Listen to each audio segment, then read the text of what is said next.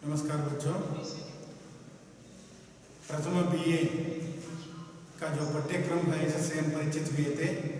पिछले क्लास में विश्वविद्यालय द्वारा निर्धारित जो पाठ्यक्रम है इसकी जो पुस्तकें हैं इनसे हम परिचित हुए थे और वहाँ एक प्रधान भाग है व्याकरण।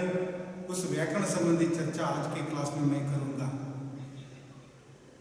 व्याकरण क्या है, उसके अध्ययन की आवश्यकता क्या है, अध्ययन की सुविधा की दृष्टि से व्याकरण को किन किन भागों में विभक्त किया जाता है, इसकी चर्चा आज की क्लास में कर लेंगे। पहले व्याकरण वह भाषा शास्त्र है जिसके द्वारा भाषा के सही रूप का ज्ञान प्राप्त होता है। यह व्याकरण की परिभाषा है। वी प्लस आकरण खोल कर ठीक प्रकार से समझना। कहने का अभिप्राय यह है कि ध्वनि अथवा वर्ण, शब्द, वाक्य आदि भाषा की इकाइयां हैं। इन इकाइयों का परिचय हम लिखित और कथित भाषा में करते रहते हैं। यहाँ इस व्याकरण के अध्ययन की आवश्यकता है। भाषा को व्यवस्थित रूप में विकसित होने के लिए व्याकरण रूपी नियम की आवश्यकता है। नहीं तो बिना व्याकरण से भाषा मनमाना बन सकती है, मनमाना चल सकती है। उसे कुछ हद तक रोकने का प्रयत्न वह व्याकरण करता है। इसलिए व्याकरण वह नियम बताता है। इस व्याकरण के नियम के अनुरूप हम भाषा के सही रूप से परिचित हो जाते हैं। इसलिए वी प्लस आकरण व्याकरण खोल कर ठीक प्रकार से समझना। व्याकरण के माध्यम से भाषा की इकाइयों को ठीक प्रकार से समझ लेते हैं। वैसे ही हम देखते हैं कि अध्ययन की सुविधा की दृष्टि से व्याकरण के 3 भेद हैं: वर्ण विचार, शब्द विचार और वाक्य विचार। वर्ण विचार वह है जिसके माध्यम से हम वर्ण की परिभाषा, वर्णमाला, वर्ण के भेद, वर्णों का समूह आदि से परिचित हो जाते हैं। साथ साथ इसके अंतर्गत संधि से संबंधित चर्चा भी होती है। इस प्रकार वर्ण विचार में अध्ययन करने का विषय है कि वर्ण, उसकी परिभाषा, उसके भेद, स्वर और व्यंजन, संधि, परिभाषा, उसके भेद आदि वर्ण विचार के अंतर्गत हम अध्ययन करते हैं। उसके बाद आता है शब्द विचार। शब्द विचार में शब्द किसे कहते हैं अथवा शब्द की परिभाषा, शब्द के भेद, विभिन्न दृष्टि से शब्द के भेद किए जाते हैं। इन विभिन्न दृष्टि से किए जाने वाले शब्द के भेदों की चर्चा इस शब्द विचार के अंतर्गत आता है। उसके बाद है वाक्य विचार। वाक्य विचार वाक्य खंड, वाक्य की परिभाषा, वाक्य के भेद आदि से संबंधित विचार इस वाक्य विचार के अंतर्गत होता है। इस प्रकार यह अध्ययन की सुविधा की दृष्टि से व्याकरण के विभाग हैं: वर्ण विचार, शब्द विचार और वाक्य विचार। आज मैं इस वर्ण विचार से संबंधित कुछ बातें कर लूंगा। आने वाले क्लासों में हम देख सकते हैं। लेकिन वर्ण क्या है? वर्ण वह भाषा की सबसे छोटी इकाई है, इसे वर्ण कहते हैं। भाषा की सबसे छोटी इकाई को वर्ण कहते हैं। मौखिक एवं लिखित दोनों रूपों में वर्णों का प्रयोग किया जाता है। मौखिक भाषा के संदर्भ में, लिखित भाषा के संदर्भ में। भाषा 2 प्रकार की होती है, कथित और लिखित। कथित जो कही जाने वाली, लिखित लिखी जाने वाली। भाषा का जो साहित्य होता है, हर भाषा का अपना, उस साहित्य के संदर्भ में जो बात होती है वह लिखित भाषा कहलाती है। कही जाने वाली भाषा कथित, लिखी जाने वाली भाषा लिखित। इस मौखिक और लिखित तो कथित और लिखित दोनों प्रकार की भाषाओं में वर्ण का सहारा लिया जाता है, वर्णों का सहारा लिया जाता है। अतः भाषा के ज्ञान के लिए सर्वप्रथम वर्ण का ज्ञान आवश्यक है, वर्णों का ज्ञान आवश्यक है। यह वर्ण संबंधी विचार। वह छोटी से छोटी ध्वनि जिसके खंड न हो सके उसे वर्ण कहते हैं। वर्ण की दो दो परिभाषा ये है। भाषा की सबसे छोटी इकाई को वर्ण कहते हैं, या एक परिभाषा है वर्ण की। दूसरी है वह छोटी से छोटी ध्वनि जिसके खंड न हो सके वह वर्ण कहलाता है। जैसे आ, ई, उ, क, ग, न, ये सभी वर्ण के अंतर्गत आते हैं। रमा पड़ती है, एक वाक्य है, देखिए। इस रमा में कौन कौन सी ध्वनियां हैं? र प्लस आ र बनता है, म प्लस आ मा बनती है। इस प्रकार रा रमा में, रमा हो या रामा, दोनों संदर्भों में ये चार ध्वनियां होती है। र प्लस आ म प्लस आ रमा। अथवा राम है तो र प्लस अ म प्लस अ राम। पढ़ती है में प प्लस अ ड प्लस अ त प्लस ई पढ़ती है में अ प्लस ये। यहाँ हम वर्ण की परिभाषा से परिचित हुए। भाषा की सबसे छोटी इकाई है, इसका और टुकड़ा न हो। छोटी सी छोटी ध्वनि जिसके और खंड न हो सके वह वर्ण कहलाता है। हर भाषा में वर्णों का समुदाय होता है। इस हर भाषा के वर्णों के समुदाय को हम उस भाषा की वर्णमाला कहते हैं। हिंदी वर्णमाला में 44 वर्ण हैं। व्याकरण अलग अलग दृष्टि से इसका विभाजन करते हैं, लेकिन अनुस्वार और विसर्ग को छोड़ते, अन्य व्यंजन को छोड़ते, अनुस्वार और विसर्ग अम और रहा है जो संस्कृत के, अन्य व्यंजन ड और ड ये दो है।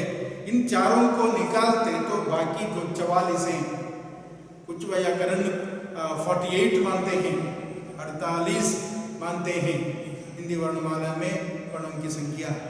और असल में 44 वर्ण है, 44 वर्ण है, 44 है।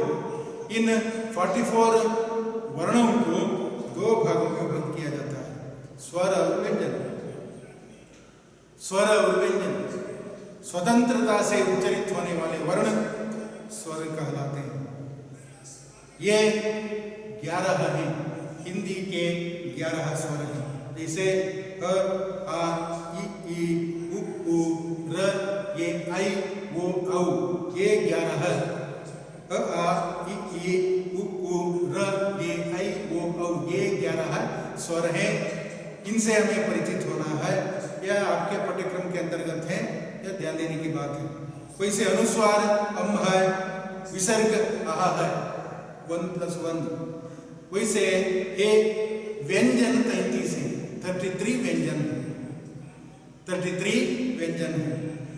क, ख, ग, घ, ङ, च, ज, ज, ञ, ट, ट, ड, ढ, ण, त, त, द, द, न, प, प, ब, ब, म, य, र, ल, व, श, स, ह, ये व्यंजन के अंतर्गत आते हैं। इस प्रकार हर व्यंजन का वर्ग होता है 5। इस हर वर्ग में 5-5 अक्षर है। ये 25 हुए, ये 25 हुए व्यंजन। असल में ये 25 है, व्यंजन 33 हैं, 33 व्यंजन होते हैं। जैसे क, ख, ग, घ, ङ, 5 × 5 क, छ, ठ, त, प, ये 5 वर्ग हैं। हर वर्ग में 5 हैं, 5 × 5 हुए 25। ये 25 व्यंजन है। और वैसे ही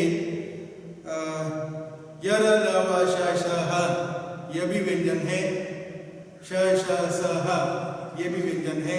इस प्रकार इन सबको मिला के 33 बनते हैं। ये 33 व्यंजन है।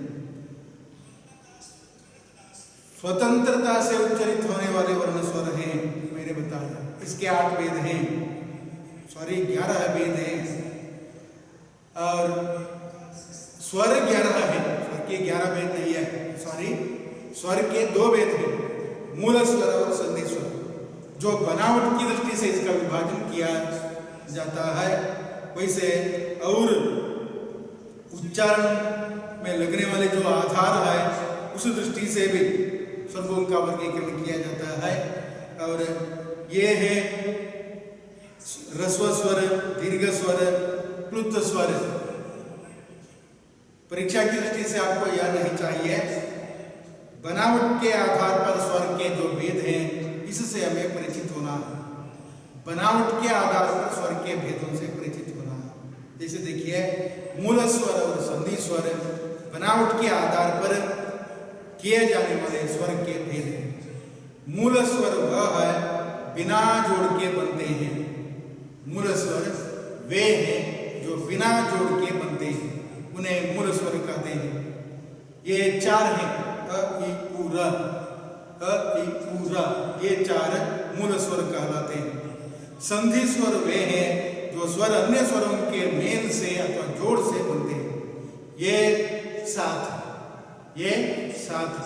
इस प्रकार मूल स्वर 4, संधि स्वर 7, अ इ उ र मूल स्वर है, संधि स्वर आ ई उ ये ऐ वो औ, ये 7 संधि स्वर हैं।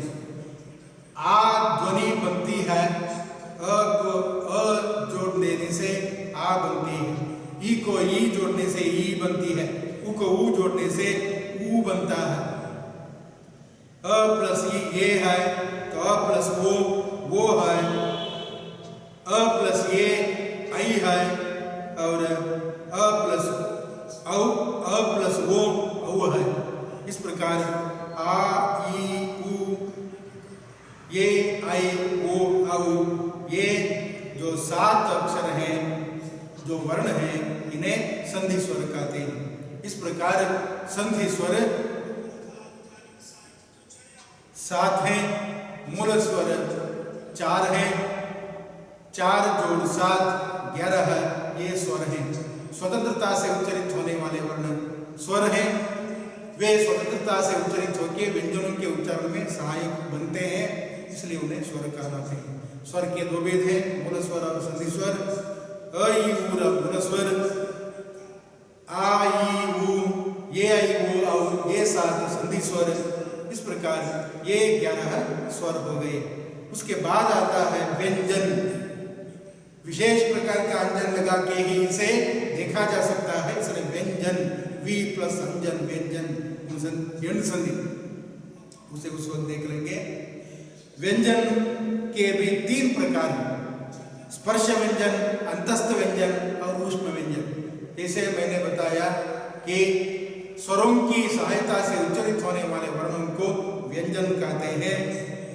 जैसे क ग ग ग छ छ ज ज ठ ठ ड ढ त त द न प प प म, ये जो 25 वर्ण हैं, ये स्पर्श व्यंजन कहलाते हैं, जिनके उच्चारण के संदर्भ में जीभ मुंह के किसी न किसी भाग को स्पर्श करती है। जिनके उच्चारण के संदर्भ में जीभ मुंह के किसी न किसी भाग को स्पर्श करती है, तो उसे हम स्पर्श व्यंजन कहते हैं। स्पर्श व्यंजन 25 है, क से लेकर म तक, क छ ट त प 5 वर्ग हैं, और ये 25 स्पर्श व्यंजन के अंतर्गत आते हैं। अंतस्थ का शब्द अर्थ है, व्यंजन का दूसरा भेद है अंतस्थ व्यंजन। अंतस्थ का शब्द अर्थ है बीच का, स्वर व्यंजनों के बीच में इसका उच्चारण होता है। तो उदाहरण के लिए देखिए य र ल व, ये 4 इस अंतस्थ व्यंजन के अंतर्गत आते हैं। और 25 + 4 हुए 29। और उसके बाद ऊष्म व्यंजन, जिनके उच्चारण के संदर्भ में श्वास की गति तीव्र होती है, जीभ के स्पर्श स्थान पर श्वास की गति तीव्र होती है। उदाहरण के लिए श, स, ह, श शंकर का, श षण्मुख का, स समय का, ह हरेक का, श स ह, ये 4 इस ऊष्म व्यंजन के अंतर्गत आते हैं। इस प्रकार यह स्वर और व्यंजन है और इसके भेद हैं। इनसे संबंधित जानकारी हम आज के क्लास में कर चुके हैं। इस प्रकार हम देखते हैं वर्ण विचार में वर्ण की परिभाषा, वर्ण के भेद, विशेषकर बनावट की दृष्टि से वर्ण के भेद, वर्णमाला, संधि आदि से संबंधित चर्चा होती है। और आज हम लोगों ने वर्ण की परिभाषा, वर्णमाला और स्वर और व्यंजन, उसके भेद, उसकी संख्या से संबंधित जानकारी हासिल कर चुके हैं। बाकी जो विचार है अगले क्लास में देख लेंगे। आज के लिए यहीं पर समाप्त कर लेंगे, अगले क्लास में फिर मिलेंगे। तब तक के लिए धन्यवाद।